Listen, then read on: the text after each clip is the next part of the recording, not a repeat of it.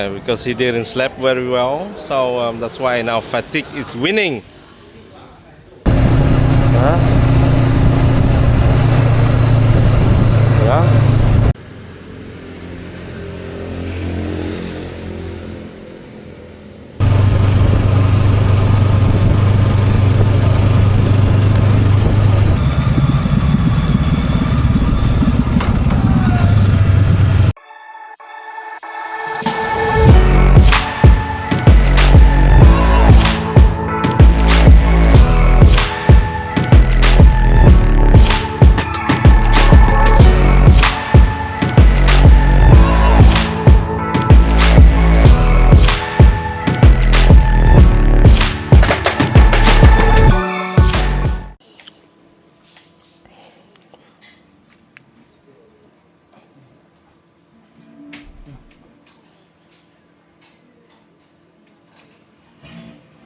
Maar ik zat dus daar, hè, op het hoekje. Ik was daar ergens met zo'n ding ontslaan in het veld.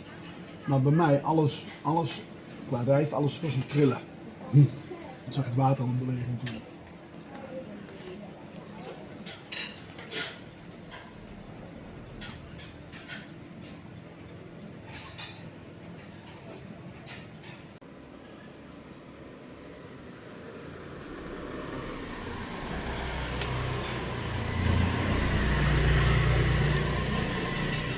The day kicked off with a bang, literally.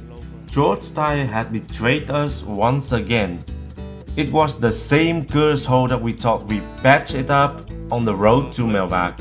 No more delays, we decided to tackle the issues first thing in the morning.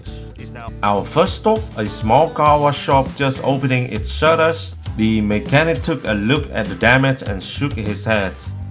"I can't fix this one," he said flatly. "Great." The second stop, the shop was there, tools hanging on the wall, airtick was the scent of rubber and grease, but no owner inside. We waited a bit, called out, even peeked around the back, nothing. Frustration was starting to creep in, we rolled into the third shop. This place didn't look like much, but the mechanic was different. He didn't hesitate, just grind, grabbed his tool and got to work. 3, maybe 5 minutes later, the tire was patched up and we are ready to go. Victory! With that behind us, we hit the road again, spirits high, tires spinning through. The ride to Con Cuong was nothing short of glorious. The asphalt stretched out like ribbon through the hills and we flew across at 70, 80, sometimes even faster. Wind in our faces, music in our ears, the day finally felt like it was ours.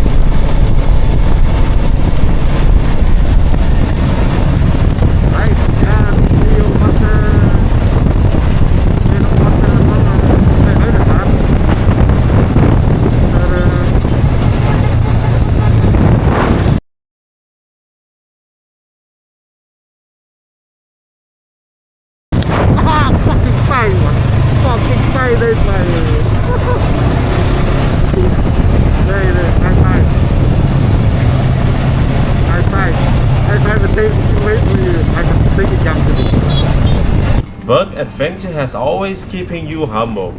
A few hours later, George signaled to stop. My stomach sank before we even came to a halt. We both knew the Thai was the villains once again.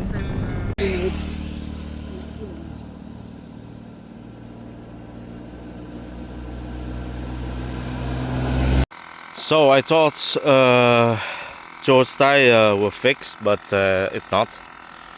It is fucked up again, so now we try to pump it up for some air, and we try to reach a repair shop for a new repair, and I hope this time we will make it, or else we won't make it until the evening. The quick fix didn't take us far. Maybe a few kilometers down the road, George felt it again, that soft, sinking feeling in the rear tire. One look and we knew this wasn't something a surface patch could solve. We need a proper repair from the inside out. Pulled over and started the search again, shop after shop. We rolled in with hope and left with disappointment. Each mechanic gave us the same look, the kind that says, even if I want to help, I just can't. By the third stop, the mechanic pointed us toward a small garage deeper in town. They've got the right tool, he said.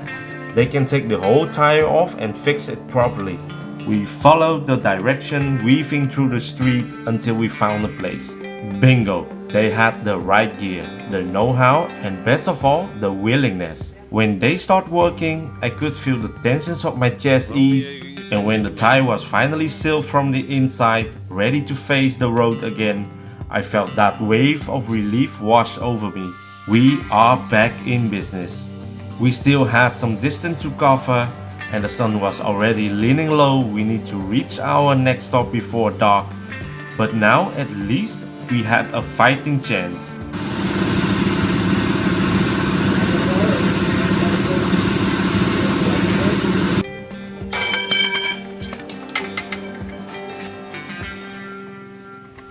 Đó. Hải Phi. Chị đâu? Biết đâu bây giờ là 4 giờ 4 rưỡi đi.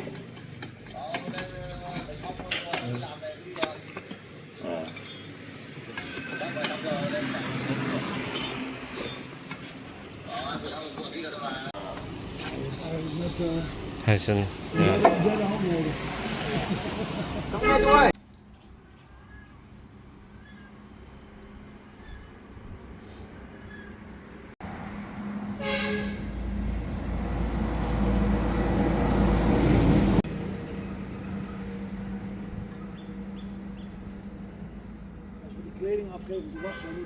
After the tire rescue, it was finally time to twist the throttle and hit the road for real.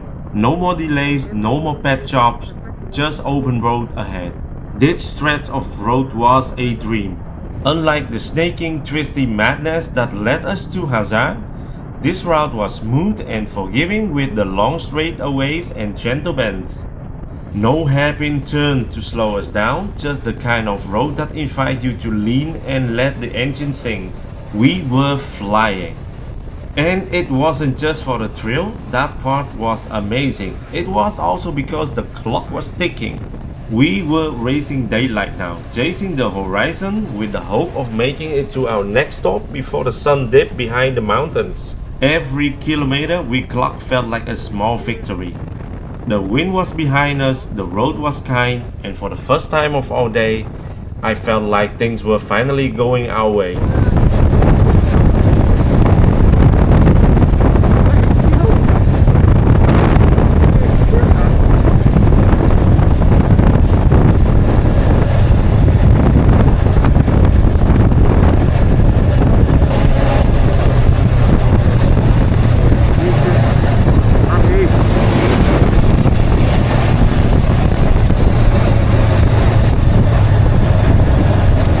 Today, no more homestay. We stay in normal hotel.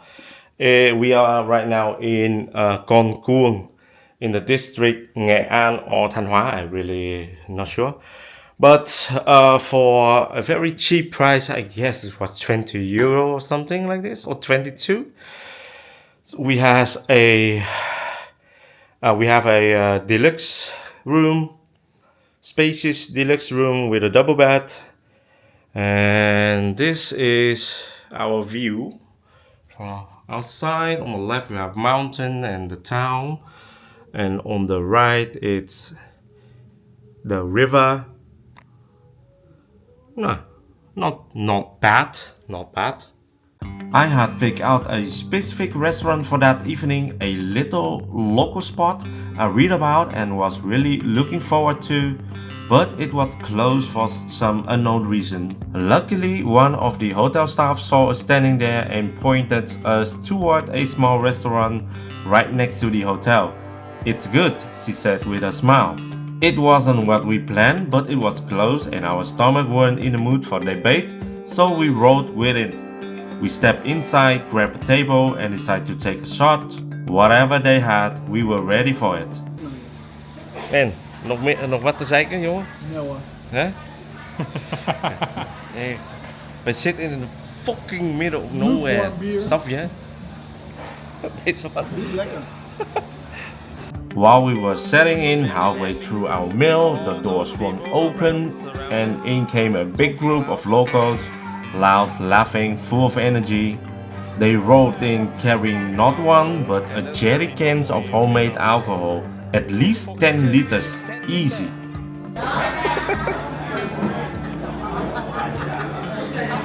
As soon as I saw that, I just knew it. We were about to get pulled into something.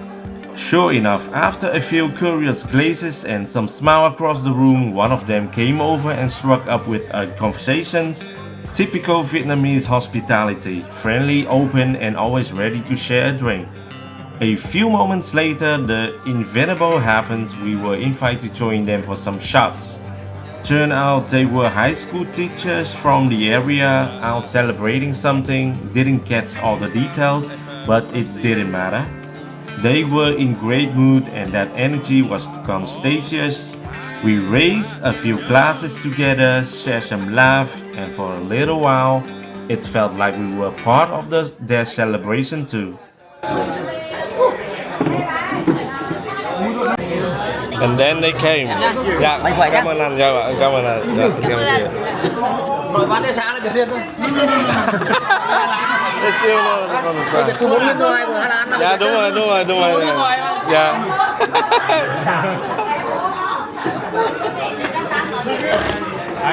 Kom, let's go. Kom. Bij de vrouw? Nee, gewoon bij die vrouw. Bij die mannen eerst, man. Je gaat niet naar die vrouwen. Gast, wil je gewoon geslagen worden? Kom, pak die shot, ga daarheen. Kom, let's go. Go.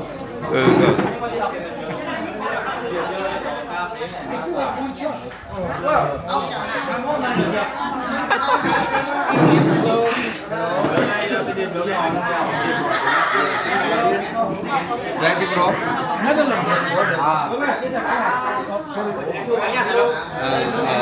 Ở Hà Lan à? Bọn em ở Hà Lan. Dạ. Bán ít cho rồi. Thế rồi, ngồi mê nữa. Em hả? Em người Việt. Tường Thái Lan.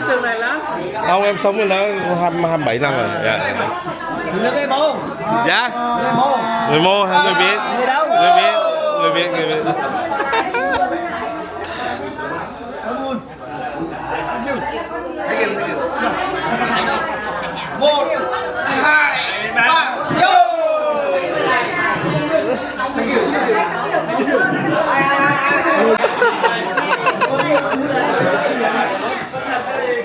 Eventually, we thanked them for the hospitality and the shots. Feeling warm, welcomed, we made back to the hotel.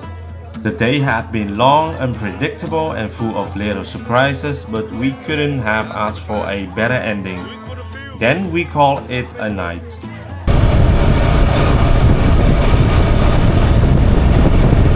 The next morning came faster than I expected.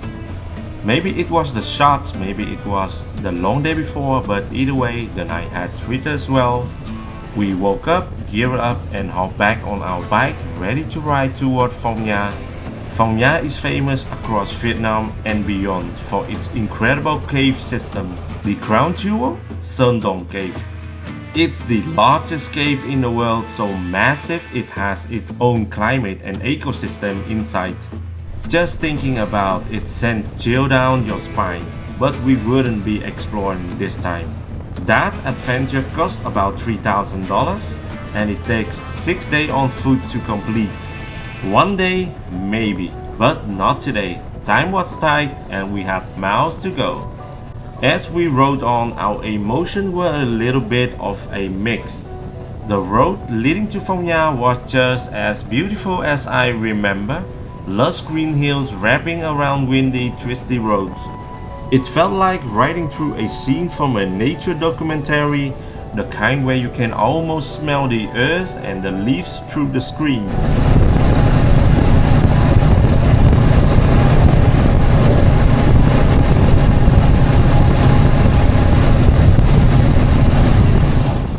But beauty doesn't always mean safety.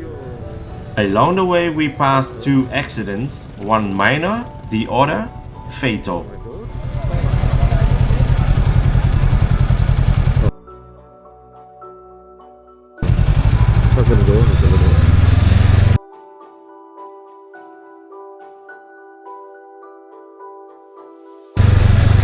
Dit ongeluk met een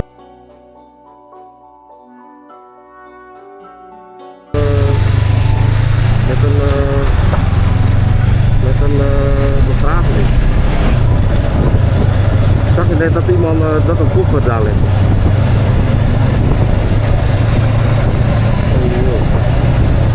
Ja, shit. Van die auto wachten. Iemand is gewoon dood gegaan daar bij de ongeluk.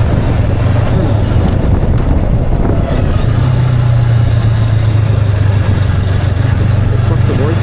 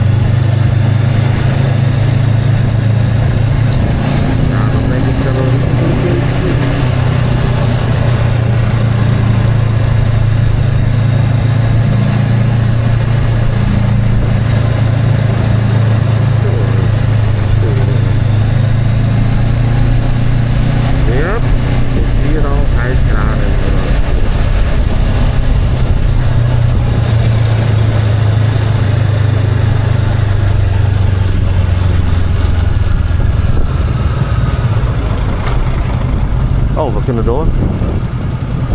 Waarschijnlijk. We kunnen door. Ja.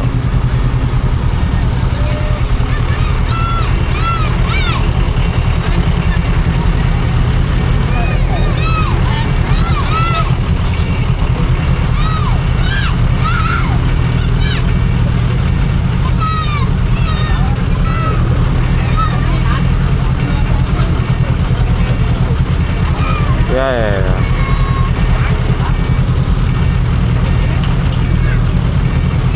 2000 years later.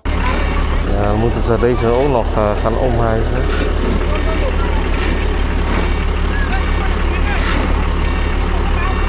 Ik denk dat we door kunnen. Jullie? Ja, we kunnen een beetje door. Ja, zo. Waarom niet? Ja, ik ben door. Oh man. Hele dingen. Tafa. Kilometer. Ja. It was sobering remember that the road, no matter how gorgeous, always demands the respect, the adrenaline, the freedom, the flying feeling. All of it can vanish in an instant. We kept riding, but the mood had shifted. still determined, still moving forward, but with a little more care in every turn. And a quiet thought in the back of our minds for those who didn't make it.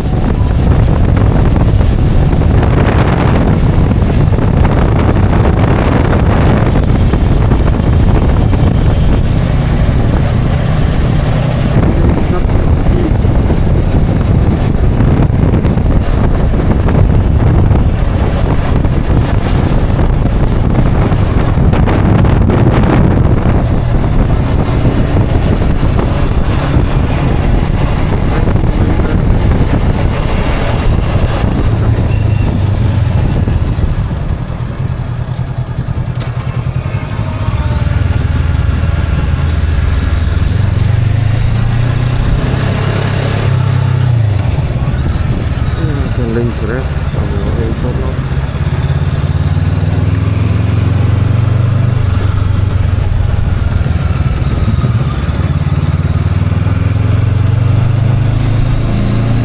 Oppassen hond. Oké, sorry.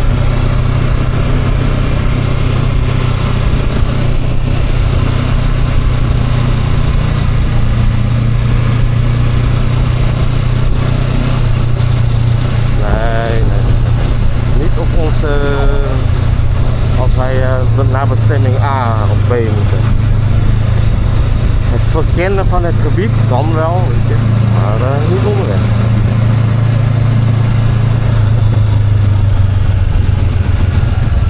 Ja.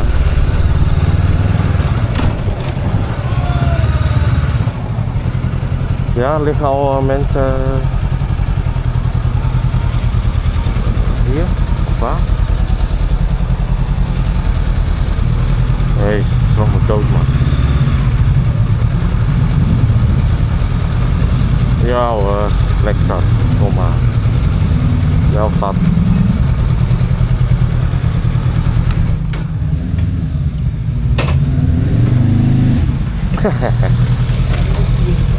Het begint vast.